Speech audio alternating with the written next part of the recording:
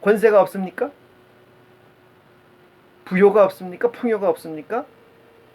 만나는 음식, 넓은 집, 넓은 차 다 가지고 있지 않습니까? 진정 그것이 하나님의 능력이고 진정 그것이 그리스도의 복음이라고 얘기할 수 있느냐 이 말이에요. 응? 있느냐 이 말이에요.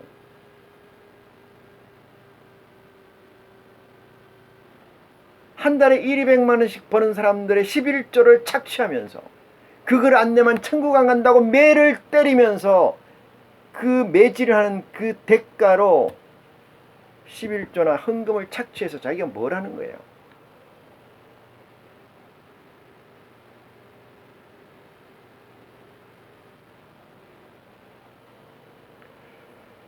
크고자 하는 자는 이랬습니다.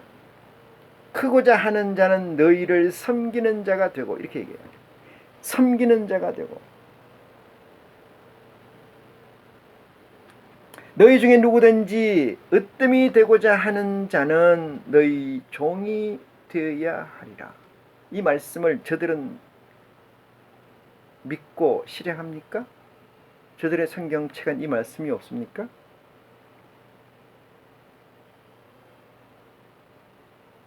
이 세상에서도 잘 살고 하나님 나라에서도 잘 사는 건 있다고 했어요? 없다고 했어요? 없습니다. 왜 그렇게 그것을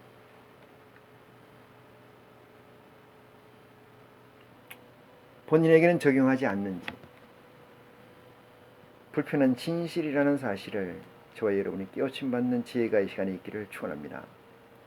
28절입니다. 인자가 온 것은 섬김을 받으려 함이 아니라 이랬어요. 인자가 온 것은 섬김을 받으러 온 것이 아니라. 그러면은 그 목자들은 섬김을 안 받습니까? 이 질문에 0,1초 내에 대답을 해야 돼요. 예 라고. 근데 불행하게도 0,1초 내에 대답을 못해요. 왜 그러냐? 생각할 게 많아집니다. 진짜 내가 그랬느냐?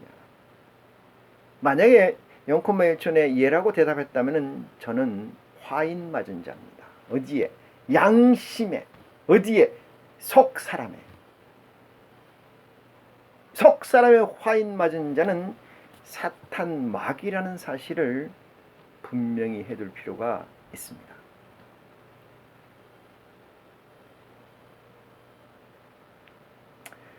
28절 다시 오면 인자가 온 것은 섬김을 받으려 함이 아니니라 도리어 섬기려 하고 자기 목숨을 많은 사람의 대속물로 주려 함이니라. 이 얘기예요. 이 얘기. 예수 따라 가기를 원하는 것이 예수를 그리스도로 시인하는 모든 이들의 소망 아니겠습니까? 모든 이들의 소망 아니에요? 근데 어떤 건 따라가고 어떤 건 안 따라갑니까? 이유를 배반적. 세상 것과 하나님의 것이 양립할 수 없어요. 어디에? 성전에서. 어디에서? 목자의 양심에서는 양립이 될 수 없어요. 양립한다는 것은 화인 맞은 자 이렇게 얘기할 수 있습니다. 29절입니다. 저희가 여리고에서 떠나 갈 때 큰 무리가 예수를 쫓더라 그랬어요. 큰 무리. 큰 무리는 클라우스 이렇게 얘기하는 것보다 이거는 많은 무리라고 해석하면 그렇게 해석이 됩니다만 저는 그렇게 생각하지 않아요. 크다는 것은 가치적 큰 것과 볼륨적 큰 게 있어요. 가치로 큰 것이 있죠. 이 세상에서 존재하는 수학의 난제 중에 풀지 못하는 문제가 서너 문제가 있다고 그러죠. 그것을 푸는 것은 대단히 크다란 사람이죠. 놀라운 일이죠. 엄청난 일을 한 거죠. 이건 볼륨에 있는 게 아니에요. 가치에 있는 겁니다. 근데 엄청난 바위를 상상할 수 없는 큰 바위를 어떤 사람이 옮겼다. 그것도 큰 일이죠. 큰 질량의 일이라고 생각해요. 볼륨의 일이라고 생각합니다. 여기서 쫓더라 이 얘기에서는 저는 전자다 이렇게 말씀드릴 수 있어요. 30절 소경들이 길가에 앉았다가 예수께서 지나가신다 함을 듣고 소리질러 가로되 주여 우리를 불쌍히 여기소서 다윗의 자손이여 하니 무리가 꾸짖어 잠잠하라 하되 더욱 소리질러 가로되 더욱 소리지르는 여러분이나 제가 되어야 되는 줄 믿으시기 바랍니다. 옳다고 하는 일에 주저함이 있어서는 안 돼요. 옳다고 하는 일에 어떤 일이 어떤 장애가 붙을지도 그것을 거기에 꺾이거나 거기에 순응해서는 안 된다 이 말이죠. 8가지 천국의 설명 가운데 맨 마지막 번째가 핍박받는 자죠. 핍박받는 자. 말씀을 인하여 핍박받는 자. 고난을 받는 자. 고난받는다는 것은 제 3자적 시각입니다만은 우리가 당연한 일, 옳다고 판단한 일, 옳고 그름을 분별해서 옳다고 판단하는 일, 선의 일, 아버지의 일, 예수 그리스도의 명령을 하는 데 있어서 거부되는 일, 거기에 방해되는 일에 관해서 그것을 그로 인해서 내가 하고자 하는 것을 버릴 수는 없다. 그게는 어떤 지혜로도 그것은 페인트하고 그것은 제해야 되고 그것을 오버컴 넘어서야 된다는 사실을 우리는 8번째 항목 핍박받는 자가 되어야 된다. 그것이 완성이다 이렇게 말씀드릴 수가 있어요. 그래서 잠잠히 하라 그래도 이들은 더 소리를 질러서 불쌍히 여기소서 다윗의 자손이여 하는지라. 이들은 이렇게 얘기합니다. 불쌍히. 이들은 어떤 사람이냐면 예수 그리스도의 능력은 알아요. 지금 당장 내가 아픈 거, 내가 당장 힘든 것에 대해서 주님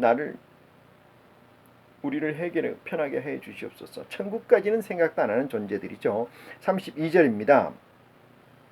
예수께서 머물러 서서 저희를 불러 가라사대 너희가 무엇을 하여 주기를 원하느냐 가로되 주여 눈 뜨기를 원하나이다. 이렇게 얘기해요. 눈 뜨는 것은 눈이 뜬다는 것은 뭐예요? 구분이에요. 구분. 눈이 뜬다는 건 구분입니다. 생물학적으로 얘기하면 과학적으로 얘기하면 색을 구분하는 거죠. 색을 구분하는 거. 눈을 뜬다는 건 색을 구분하는 거예요. 그 구분이죠. 분별이에요. 분별. 옳고 그름의 분별입니다. 이들에게는 옳고 그름의 이 세상을 살면서도 뭐가 옳고 뭐가 그른지 인생은 아버지 하나님 어떻게 살아야 돼? 내 분별을 모르겠어요. 어떻게 사는 게 인생을 잘 사는 건지 답이 없다고 합니다. 선인들이 말하기를. 어떻게 인생을 살아야 될까? 라고 도를 찾아 헤매는 사람이 이 땅에 많지요. 이 지구상에 많습니다. 많아왔습니다. 지금도 많습니다. 그들에게 내재해 있는 것은 분별이에요. 어떻게 사는 것이라는 어떻게라는 부분이 눈이 제대로 떠여 있다면은 해안이 떠여 있다면은 그런 얘기를 하지 않겠죠. 그런 얘기를 한다는 것은 눈이 감겨져 있다는 거예요. 이 맹인들처럼. 그러니까 다윗의 자손이 지나간다는 소식을 듣고 다윗의 자손이여 우리를 불쌍히 여겨주소서. 어떻게 살아야 인생을 잘 사는 겁니까? 어떻게 하여야 좀 편안하게 사는 겁니까? 어떻게 살아야 행복한 겁니까? 라고 그 명언을 듣고자 하는 거지요. 얻고자 하는 거지요. 근데 그 명언에 1단계가 눈이 가려져 있기 때문에 내 눈을 뜨게 하소서. 그러면 내가 그 질문의 답을 하겠습니다. 이게 내재되어 있죠. 그래서 눈을 뜨기를 원하나이다 이렇게 얘기합니다. 선악을 구분하기를 원하나이다 이런 얘기합니다. 예수께서 민망히 여기사 이랬어요. 민망히 여기사. 왜 민망히 여기사? 이 세상은 크게 따져서 지금 이 세상 우리가 존재하고 있는 이 세상 하나님 나라가 온전히 이루어지지 않는 이 세상은 아버지의 세상이죠. 확장해서 보면 아버지의 세상이에요. 아버지의 아들이 예수 그리스도고 당신이 볼 때 민망한 것은 당연합니다. 어떻게 저런 사람들이 이렇게 난무하게 이렇게 놔둘 수 있느냐. 할 수 있는데 하지 못하는 안타까움을 예수 그리스도가 표현한 것이 민망함이다. 이렇게 생각할 수 있습니다. 민망히 여기사 저희 눈을 만지시니 곧 보게 되어 저희가 예수를 쫓느니라. 예수를 왜 쫓아요? 예수 그리스도가 길이요 생명이라는 확증이 서기 때문에 그래요. 그 전에 어떤 일이 있었어요? 눈을 떠보니까 분별이 되더라. 분별이. 여러분과 저는 눈을 떠서 예수 그리스도의 복음을 제대로 볼 줄 아는 지혜가 이 시간을 통해서 여러분에게 충만하기를 바랍니다. 그래야만 세상의 지혜가 여러분 속에 있고 하나님의 지혜가 여러분 속에 있음으로 말미암아 세상에서 갈등하지 않고 세상에서 방황하지 않고 온전한 하나님의 의를 성취하는 귀한 축복이 여러분에게 폭포수처럼 다온다는 사실을 깨우침 받는 은혜가 이 시간 함께하기를 원합니다.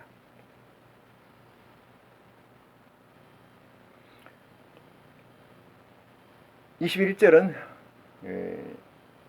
다음 시간에 하도록 하겠습니다.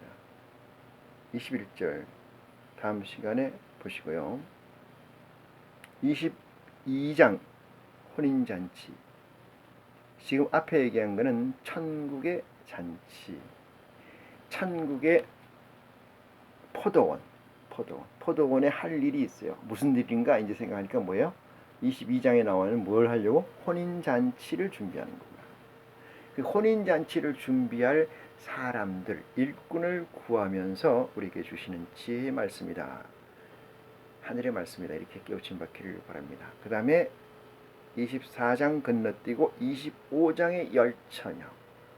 이것이야말로 정말로 귀한 가치이고 우리에게 신하는 영적 양식이다. 이렇게 말씀을 드릴 수가 있습니다. 이 현 말씀을 마치겠습니다. 고맙습니다.